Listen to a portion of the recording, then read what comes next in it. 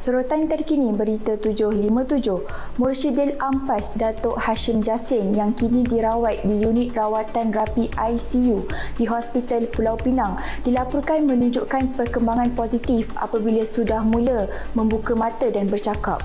Anak sulungnya, Dr. Nabila Hashim berkata bapanya bukan sahaja kembali berkata-kata, malah sempat memberi tazkirah walaupun masih menerima rawatan. Menurutnya, perubahan itu turut mengejutkan doktor kerana sebelum ini Hashim banyak berdiam diri dengan mata tertutup. Bagaimanapun katanya, Hashim masih belum dibenarkan mengambil makanan biasa dan hanya diberikan susu melalui tiub hidung bagi mengelakkan risiko tersedak. Walaupun dalam keadaan lemah, beliau masih bercakap mengenai solat serta meminta fidyah dibayar kerana tidak mampu berpuasa.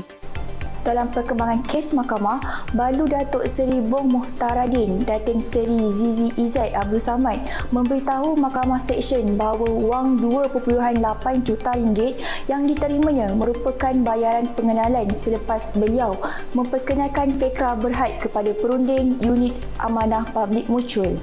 Bekas pelakon itu berkata wang berkenaan diterima secara sah dan tidak mempunyai kaitan dengan sebarang salah laku. Menurut Zizi, beliau menguruskan urusan kewangan dan pelaburannya sendiri serta tidak memaklumkan perkara itu kepada suaminya kerana ia berkaitan urusan peribadi. Zizi turut menolak dakwaan pihak pendakwaan bahawa wang tersebut adalah suapan berkaitan pelaburan Fekra bernilai RM150 juta dalam unit amanah publik mutual. Beliau bagaimanapun masih berdepan pertuduhan persubahat memperoleh suapan di bawah Seksyen 281C Akta SPRM 2009 yang membawa hukuman penjara sehingga 20 tahun serta denda jika sabit kesalahan.